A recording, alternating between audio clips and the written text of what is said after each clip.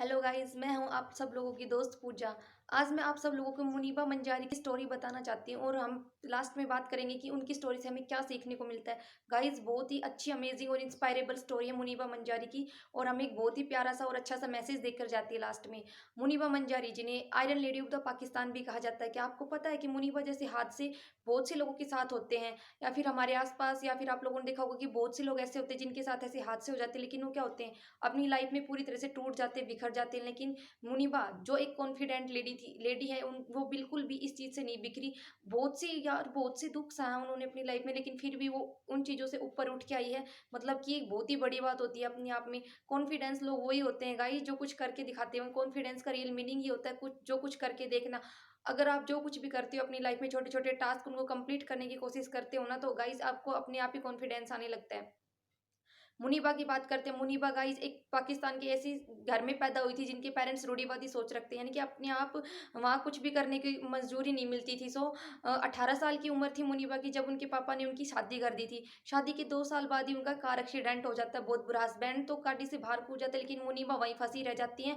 और उस car accident ने मुनीबा की लाइफ पूरी तरह से चेंज कर दी। उस कार एक्सीडेंट में मुनीबा की कोनी कोनी फ्रैक्चर हो जाती है, shoulder bone, neck bone and रीढ़ की हड्डी पूरी तरह से डैमेज हो जाती है। 2.5 महीने बाद हॉस्पिटल में गुजारने के बाद डॉक्टर एक दिन आता है उनके पास और कहता है कि आपको आर्टिस्ट बनना था, लेकिन आप हाउसवाइफ बनने के बाद अपना सपना पूरा नहीं कर सकी। तो आपके लिए एक बैड न्यूज़ ये है कि आप कभी भी अपनी लाइफ में आर्टिस्ट नहीं बन सकते, आप कभी भी पेंटर नहीं बन सकते हो, क्योंकि आपका जो है राइट हैंड है वो पूरी तरह से डैमेज हो चुका है। मुनीबा ने कहा कोई बात नहीं। अगले दिन डॉक्टर आता है, कहता है कि आपकी रीढ़ की हड्डी पूरी तरह से डैमेज हो चुकी है, तो आप कभी अपनी लाइफ में उठ भी नहीं सकोगे। मुनीबा ने एक लंबी गहरी सांस ली और बोला इट्स ओके। लेकिन अगले दिन डॉक्टर फिर आता है, फिर उसने मुनीबा से कहा कि आप कभी भी माँ नहीं बन सकते, एक बच्चे को जन्म नहीं दे सकते हो। गाइस, ये बात किसी भी लड़की की लाइफ को पूरी तरह से बदल देने वाली होती है, क्योंकि हर कोई माँ बनना चाहता है, इस खूबसूरत लम्हों को एंजॉय करना चाहता है। लेकिन जब मुनीबा ने ये सुना तो पूरी तरह से टूट चुकी थी। वो चिल्लाने लगी, रोने लगी और कहने लगी कि भगवान ने मेरे को जिंदा छोड़ा ही क्यों है, क्या वजह है, मतलब कि मैं किसके लिए जीऊँ, क्या बचा है, मेरी लाइफ सब पूरी तरह से बर्बाद हो चुकी हूँ, मैं जिंदा ही क्यों हूँ। इस दौरान मुनीबा का साथ दिया उनकी माँ ने हमेशा ही उनको इंस्पायर किया, मोटिवेशन किया। हमेशा बोला कि भगवान ने किसी अच्छे काम के लिए ही आपको बचा कर रखा है, आपके साथ कुछ बहुत ही अच्छा ही होगा। मुनीबा ने काफ़ी दिन बाद देखने के बाद डिसाइड किया कि मेरी लाइफ बिल्कुल कलर से भरी हुई नहीं है, मतलब कलरहीन मेरी लाइफ है। उन्होंने डिसाइड उसने कहा कि ये जो कलर्स है वाइट, इसको मैं देख-देख के बोर हो चुकी हूँ, मेरी लाइफ में कुछ कलर ऐड किया जाए। अ, मुनीबा ने डिसाइड किया कि वो उठेगी, पेंटिंग बनाएगी, कलर करेगी, सब कुछ करेगी। तो मुनीबा ने एक पहली पेंटिंग बनाई। उन्होंने ऐसी प्यारी सी पेंटिंग बनाई जो बहुत सारे कलर्स की भरी हुई थी, लेकिन उस पेंटिंग का दुःख किसी को नहीं दिखता था। मतलब कि उन्होंने जो इमोशंस थे, जो फीलिंग्स थे, वो सिर्फ़ मुनीबा को ही दिखाई देते थे। बाकी जो लोग आते, वो सब कहते, "वाओ! पेंटिंग बहुत मस्त है, कलर्स बहुत प्यारे हैं।" उस दिन के बाद मुनीबा ने उठने का डिसाइड किया, पीछे कभी पलट ना देखने का डिसाइड किया। और मुनीबा उठती है, पेंटिंग्स करती है और अपने डर को, एक-एक डर को नोट करना स्टार्ट करती है कि वो हर एक डर्स को नोट करेगी और धीरे-धीरे उन डर्स पर काबू पाएगी। लेकिन क्या होता है, मुनीबा का सबसे बड़े 2 डर थे। पहला डर ये था डाइवोर्स का।